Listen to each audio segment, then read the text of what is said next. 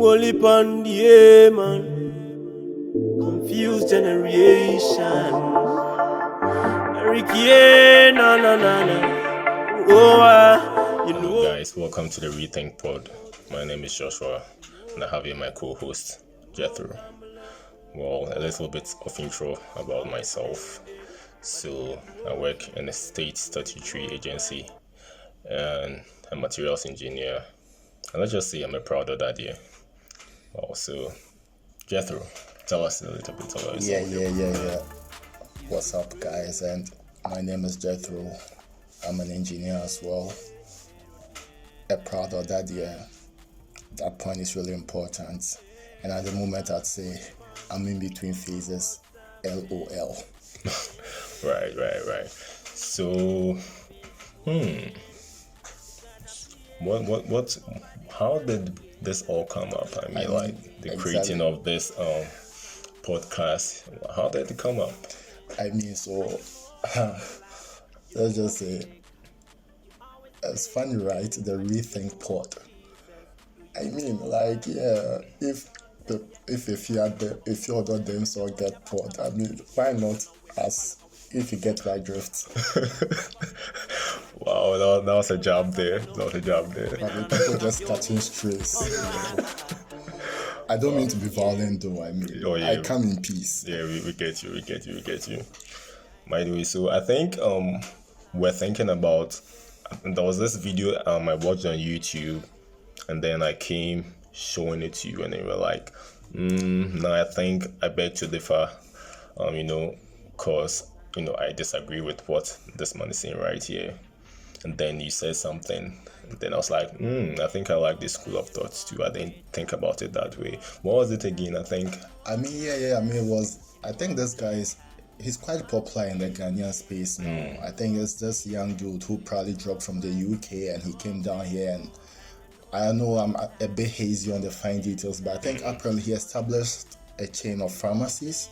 I don't know, but I think his pod, I watched on YouTube, so when he sent me the link, is the Connected podcast or something. Yeah, I think that's it. And he had on this gentleman recently, and it was this guest on this UK Dudes podcast it was this guest views that got us thinking. That was like the video show to me. He wanted my take on it. Yeah. Well, so that brings us to the topic for today, the Black Ghanaian. Exactly. Wow. Really weird and interesting. Let me just ask this question. Are you proud to be Ghanaian? Am I proud to be Ghanaian? Am I proud? At this point, I'd honestly say I'm grateful to be Ghanaian. Pride, a bit extreme. I mean, like I say, this brings to mind, but just on the lighter side. I have this really good friend, so yeah, he's in Canada. I'll give him a shout out next time. But his kid brother, one time I was with this guy and his kid brother. No, actually, I think we were at the airport and we're seeing off his brother. And I asked this kid, I was like, "Are you proud to be Ghanaian?" And he was like, Ghana. I wish I could trade away my Ghanaian nationality for anything else. And he says, "Charlie, I hate this country." Well, I think at this point, every Ghanaian or the average Ghanaian would say that, especially when you graduated from the tertiary institution, and then you are unemployed. Life begins to hit you here and there, and then you literally have no idea what you want to do with your life. The whole system is in a mess.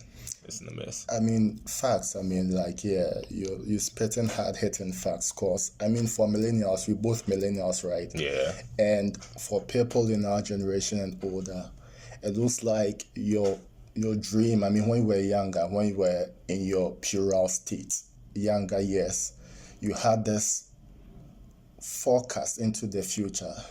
You just envision this bright future where you just complete college. And it wasn't like you were dumb or anything else. I mean, imagine, assuming you attended a school like Presec, obviously, you go, you read science. like they'll tell you the sky's the limit, right? So you have all these grandiose plans and mega dreams that from school, from senior high school, you get into university and then you are going to complete and then you're going to land a great job, and then it turns out everything just cuts like that. It's like the country has nothing to offer you. No wonder we have lots of Ghanaians, going overseas for greener pastures. Exactly. I mean, like I always said, you see, I've always wanted to understand the Ghanaian psyche, right? So in Ghana, right, we all know, undoubtedly, like this is verifiable. Most of the smart dudes from senior high schools in Ghana end up pursuing medicine. True or false? That's true. And I always ask myself, so for a country that knows that the preponderance of your smart students exiting senior high school are going to enter the medical profession, what's the smart and most logical thing to do? Wouldn't it be to retain as many of them as possible in your country? But instead, what do we see? The country spends so much training these doctors, invests heavily in them, and the country ends up losing them to countries like the UK, the US, Canada, what have you. Most of the guys, the top guys, by top guys, from my batch in high school, most of them who went into medicine, I can say like something north of 60% of them are in the US or somewhere in the West. How can we sustain this? How can a country called Ghana develop if we are constantly letting out these brains? It's like at no cost. Ghana spends so much, and what is it getting in return? Already, you are at a disadvantage. You are a poor country, and yet you heavily invest in these young minds and end losing out to the bigger players on the global stage, like the US and Canada. Yeah. We're going to Europe.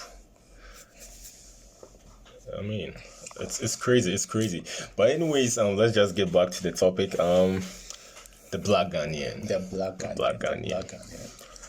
So, like we're saying, like what actually birthed this podcast, and it was this gentleman's take on this video we're watching on YouTube. Exactly, and so the bit that I think said something about the Black Empire. Exactly, I think there was something to the effect of that. And you see, truth be told, I understand the source of these sentiments. These are the sort of sentiments that birthed Pan-Africanism and all that. Do you get it? But as much as we would want to paint, eulogize, lionize, extol. Do you remember exactly what he said? Like paraphrasing. Yeah, like would probably include a play back or something. Yeah. So, but then paraphrasing, I think he was. I have it here actually. So let me just play it. Then we have a listen. You guys should listen to it. Then we'll just get back to the topic. We'll say something about it. Yeah. Yes, ever hear of any great empire? Call them poor, call them weak, call them disease, call them backward. So that can always take from them. Have you ever heard of any, you gone to school, I don't know whether you schooled in Ghana, but you going to school in Ghana, did you ever hear of any great empire in Africa? For instance, Ghana Empire ran over maybe close to 1,000 years or so. Mali Empire, yeah? Yes. You think that, did it have any intelligence to run for those number of years? And you had to come and tell them how to wear shoes? It's a program. So anytime that you hear Africa is poor, it's a program. You don't have anything, it's a program. Yeah, so from what just played, you could tell she was trying to, paint this. Let me see. He was trying to paint our ancestry in a positive light, talking about the Ghana Empire and all that. And like I said earlier on, I understand where these sentiments are coming from. And he's not the first to, say things like this. Like from time to time, you hear people share these opinions. And I mean, I'm not here to denigrate or should I say castigate him on everything he shared on that pod, but just that bit. I mean, I'm glad, I'm happy about what he's doing. Do you get it? Because what he sought to do on that pod was how to help the fellow Ghanaian, I mean, to borrow the term of sweet ex-president. And just so you guys know, as at the time of recording, there's the year 2025, January. Yeah, so we have our new president now, His Excellency John Dramani Mahama. Exactly, and so fellow Ghanaians is no more. I mean, bye-bye to him. But then, you know, like you Yeah, like, come to think of it, I look back and I'm like, did we really go through 8 years of torture? Fellow Ghanaians really stress boys. My goodness. Why? GTP Zacchaeus. Well, that was hard. But anyways, we're here now. We're back to reset, right? Back to race. I mean, we like to say, I mean, Josh and I would like to say we are politically agnostic, but Yeah. people also say political neutrality is a myth, but I mean, choose what you want. But J Drizzy, yo. Oh, wow. So like back to what this gentleman was saying on the video he showed me.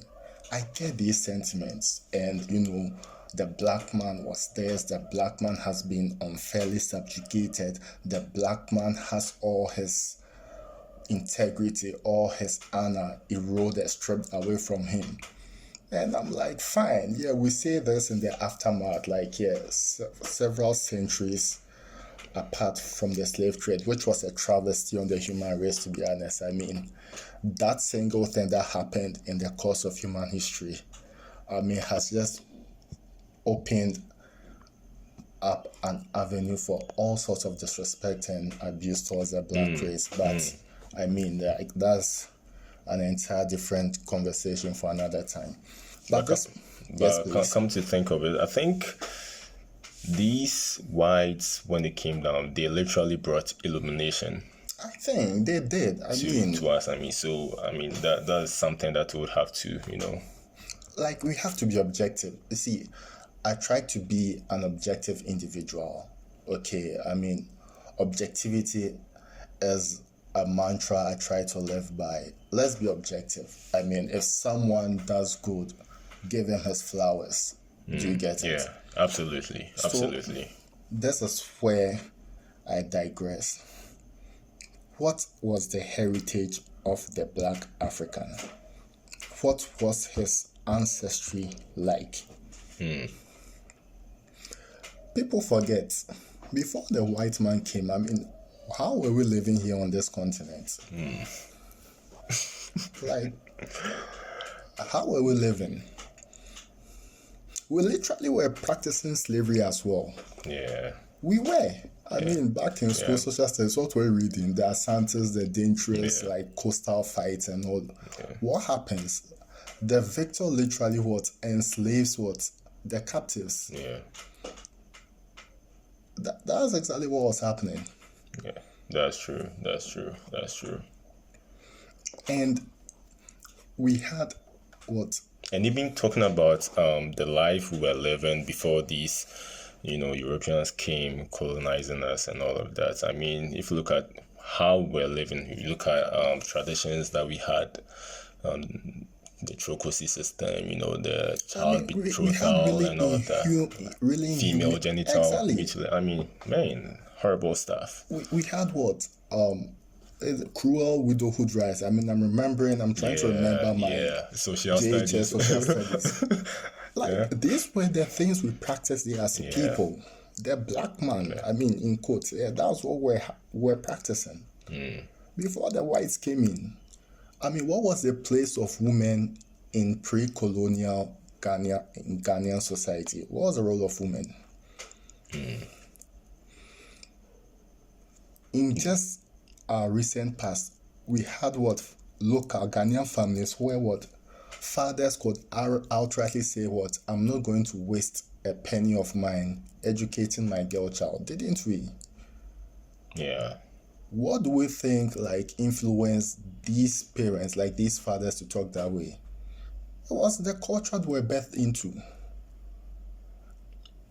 Pre-colonial Ghana was a Ghana where the woman was quote unquote a second-class citizen. That's the truth. You know, this whole thing about egalitarianism, okay, is what? The heirloom of European colonization. Trocosi. I mean, just go read about Trocosi and what have you. Cruel would, like, the widowhood rights, like, the Akans practiced when what? A wife lost her spouse. And I'm like, we always want to talk about the black race as if it was this sophisticated, enlightened race. And I beg to differ. It never was. It never was. Should we have still been practicing what we used to practice now, would have been deemed savages and a barbaric and civilized bunch. That's facts. That's facts. That's facts. See, I'm like, if for anything at all, we ought to be grateful to the whites that they brought us what? Christianity. Like, that's where it all boils down to. Here we go. Here we go. Here we go. I'm like, because you talk about the Ghana Empire, right? Yeah. And the man was trying to say what? He was trying to rather espouse that probably were so intelligent. But I'm like, you know what they call attack mommy? You know, trying to remember Trini Jonas a little bit, you know, like, attack mommy, is it attack kwame? Like, what was it called? No. I mean, this is, I forgot. I don't really listen to him nowadays, but I know, but what was that? I mean, like, usually, I think if someone says, I really don't know the actual pronunciation, if someone could help me out, but the point I'm trying to drive at is that the kind of houses, I mean, our technological representation in the area of civil engineering, quote unquote, when we wanted to build houses, was these mud huts and atakmami houses. So bereft of Western civilization and Western indoctrination, that was the best we had. Imagine now we're still building houses with thatched roofs atop what? Clay structures. Wouldn't we have been deemed so primitive? Reminds me of this funny joke. I mean, and it goes like, while the white man was busy coming up with inventions and all of that, we had our, you know, fellow blacks here playing drums in the bush. Papa, I mean, like, Papa Bodondo, Mesa. I mean, Charlie, really? man, I mean, we have to be real. We have to be real. Like, these whites really did us good. They did us a lot of good. A lot. To be real. The fact that subsequently, I mean, post-colonialism, we've been what? Unable to manage our affairs, as Kwame Nkrumah proudly touted, is in no way the failure of the whites, but in every sense, the failure of our fellow Ghanaian leaders post the independence era. Where would the world be without Western civilization? Where would the world be? And more specifically, where would the world be without Christianity? I mean, there's not supposed to be like some ecclesiastical part, but then, I'm a Christian and Josh is as well. We are both trying, Charlie. We did try. We not reach, but we are trying. We know they try to talk, see, we be some Charlie, holy, Christina, some infallible bunch, you know. We all really try, you know, Exactly. with the force most. We did try walk the straight and narrow. But like I said, the essence of this sport is what caused a rethink. Let's begin to rethink some of these things. Let's not bash, denigrate, calumniate what the Europeans. Yeah, they have their ills. They do. Don't get me wrong. Yeah. I'm not trying to say everything they did is sacrosanct, okay? But please, let's call a spade a spade. They've done us a lot of good. That today, Professor Nana Jane can proudly I was even coming to that. exactly, that today, Professor Nana Jane is able to proudly say she's the first female vice president of Ghana. Would have been impossible if the traditions of our Nananum were still the order of the day.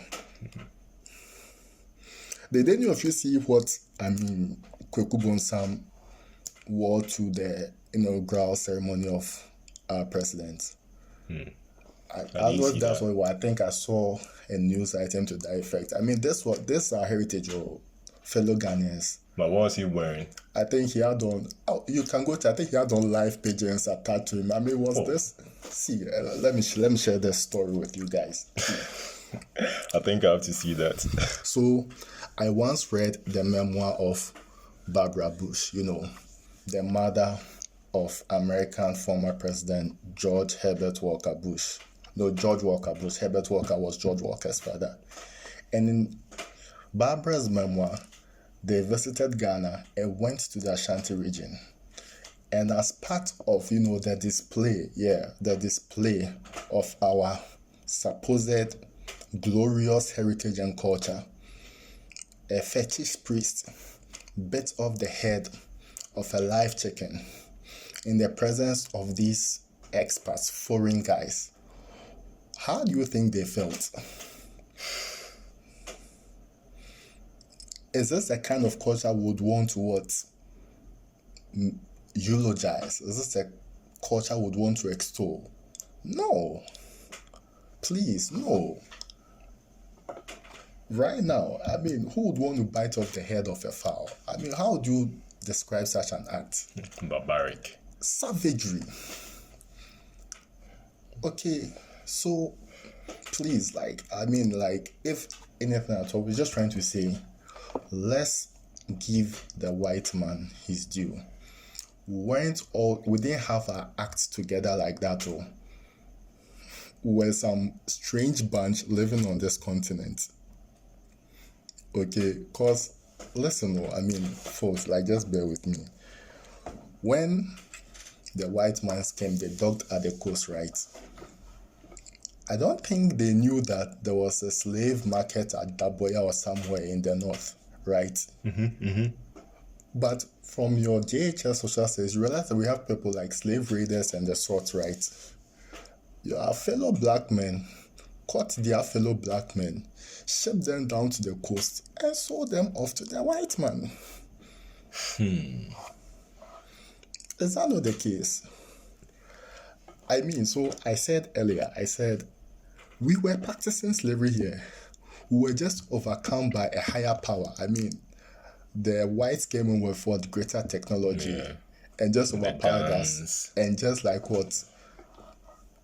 industrialized slavery.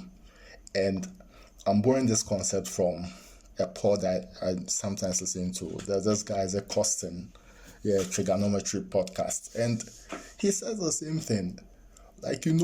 In the West as well, our fellow black men in America always trying to throw the R word. But then we forget that, no, the whites weren't the initiators of slavery. In what? We're already into slavery ourselves. Enslaving ourselves. Exactly. We were slavery was a common practice in the past. And like I said, in our own inter-ethnic wars before the white man appeared on the scene, we're enslaving ourselves. So there was a greater power that came into and magnified the practice. Us. And all of a sudden we are who were the good guys? Meanwhile, we were literally doing the same thing. Exactly. So, folks, let's just understand that as part of our heritage, we have female genital mutilation. As part of our heritage, we have trochosy. As part of our heritage, we have widowhood rights. And do we still make marks on our faces? Good. As part of our heritage, we have facial lacerations aka Tribal Max. As part of our heritage, we had innocent people buried along with kings when the monarchs died. Like Moreno says, this is black man heritage.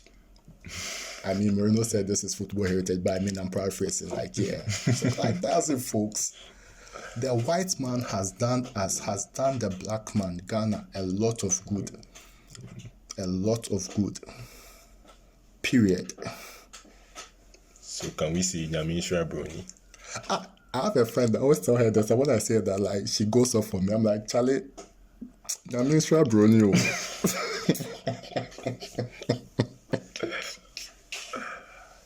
Oh man. I mean, like, you say a lot of things. I mean, those are facts. Someone told me, I was saying Cobra and once for Brony Nasi Biomona. Nana, Cobra once BB, Charlie. You know, guys, there's not to, like he said, there's not to denigrate, the black race or the average Ghanaian whatsoever. I mean, we are just trying to say that we should give, the white man his due. Let's be objective about our past. Yeah. Okay, let's be objective about our past. Yeah. So I think we're running out of time. I think this was quite interesting. I mean, I don't know, but for starters, well, I mean, for a debut episode, and there's also our inaugural ceremony with the Barb. So as time goes on, we'll be coming up with more interesting topics, dissecting matters at hand, brainstorming. It's all about rethinking. Rethinking. As Muhammad the reset, right? We too they try rethink. Exactly. Yeah. So everybody they doing parts. Exactly. So yeah, that's it. I think we can call it a wrap on this debut session. So guys, once again, I'm Joshua. And I'm Jethro. Signing out. Hope you enjoyed it. Yes, once again, the Rethink podcast. We're going to come your way some other times. Make sure you stay tuned. Keep it locked. Keep it locked, guys. Alright. Bye for now. Bye, guys. Long time, them chant and a lover. We no pour them friend, the boy a backstabber. Big and boys are now we no follow, cause we too high for that one Jacob ladder. You look for me with a lot of mercy. Lord God, you really show me lots of love. Moving on, I know you can feel me. Oh, you are.